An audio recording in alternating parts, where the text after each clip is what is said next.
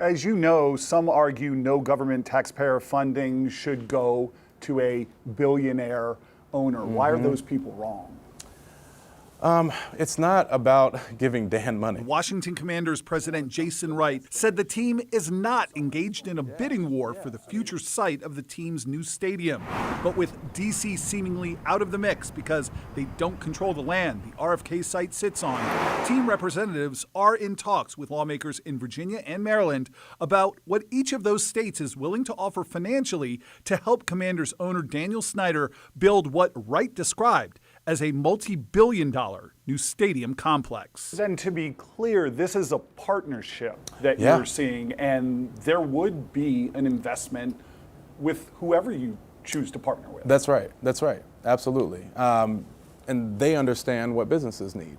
Maryland Governor Larry Hogan said he supports using taxpayer dollars for the infrastructure around a new Commanders stadium, but not for the stadium itself. Virginia legislators are currently in negotiations to slash its stadium bond package from $1 billion to $350 million, with one unnamed state senator telling me this week, quote, "Public reaction to this project has been underwhelming." The plan in Virginia calls for the bonds to be repaid using future tax revenues generated by the new stadium. And that state senator told me, quote, "A lot of us have concerns the team has the ability to stay viable." How would you respond to those comments? I'd say first, one man's opinion is one man's opinion.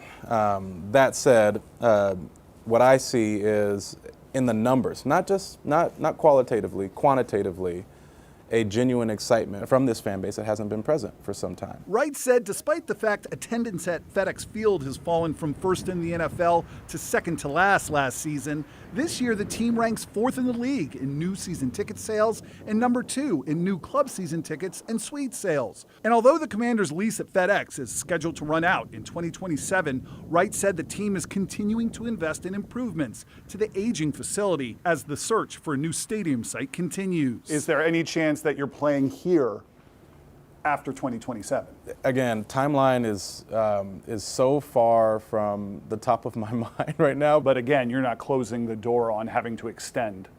No, you can't close the door on anything at this stage. And that includes the possibility the Commanders could leave Prince George's County for stadium sites in Loudoun or Prince William counties in Northern Virginia.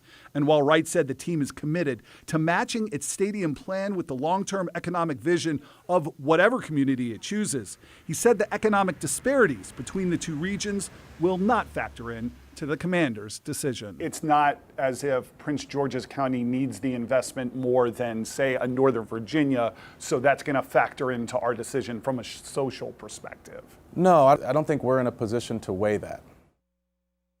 For that dome, Wright committed to in our interview. He said it's really an essential part of the Commanders' vision and key to making this a year-round economic driver for whatever location the team ultimately chooses. Charla, Adam? Yeah, I think that dome is really necessary. Yeah, it's a big deal. Thanks. Thanks, Eric.